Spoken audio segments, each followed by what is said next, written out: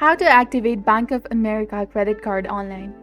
Hello and welcome back to our channel. In this video presentation, we'll be learning about activating the Bank of America credit card online. So let's get started with the following steps.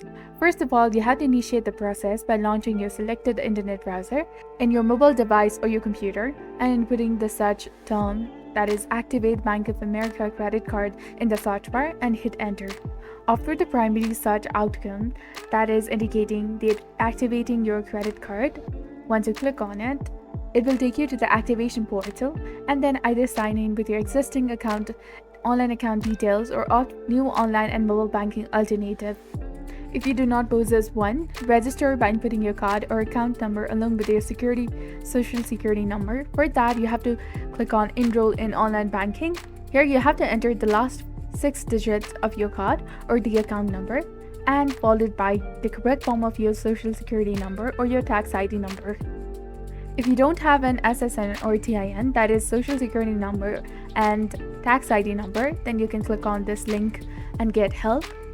And if you would like to see how you can enroll in the online banking, you can simply go to the link over here. And after you have entered the correct form of your credentials, you can click on the continue for the further process. Talking about getting started with the online enrollment, first of all, you have to verify the unusual activity right from your phone. Click on the sign in option and go and get started with it. After, enter the email address and confirm it. You have to enter the selected ATM or debit card PIN in this box. Then click on submit. And after that, you have to read the terms and conditions and click on continue. Once you do all of this, you have to create your online ID and passcode. Enter your online ID in the first field, followed by your passcode, and confirm the passcode. Click on continue. Now congratulations, you have now successfully enrolled in the online banking and ready to log in with your new online ID and passcode. Enter your online ID in the first field and your passcode in the second field, and then you will be able to log into your online banking account.